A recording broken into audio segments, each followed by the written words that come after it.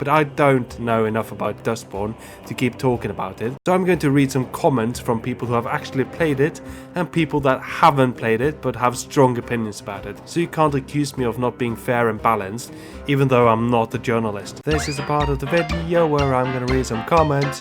Olivia_Wispera says, I love Dustborn. Pax is a great character, voiced by Dominique Tipper, and Sai is absolutely precious. It's a good adventure game, made by a company that's made adventure games with female leads for a long time. As an experience, it's unique because it focuses on Pax's relationship with other people, and her own struggle with her powers that only seem to hurt people. It's a game that's willing to recognize greyness and people can be messy. Reviews haven't been bad, IMO, when I look at Kotaku, IGN, Polygon and PC Gamer. And then she goes on to talk a little bit about what I've covered in this video. Grokster LOL says, it's a very unusual game, in that it's very directly about language and how it works, poorly, destructive, etc. in relationships, groups and larger online society. I thought it's very well done and thought-provoking, but also the story really works with a lot of twists and turns and unexpected scenarios and tones. It's very narrative heavy. The combat in a music game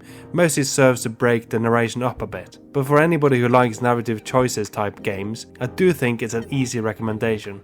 So those were some of the positive comments. Now I'm going to read some of the negative ones, and I promise that I'm not going to read them in a silly voice. The answer is simple. The game is for minorities. A minority that screams around social media. They call for games being not inclusive or sexist, but at the end most of them aren't gamers. So you make a game for minorities, that means the majority will not buy it.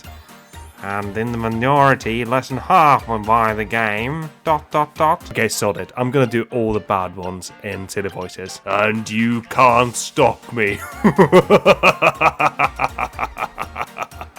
Here, let me explain how it works. They make money from investors and not customers. What kind of people would invest in this game, you may ask? He's about as illiterate as Trump himself. A Ponzi scheme. Pump and dumper, of course.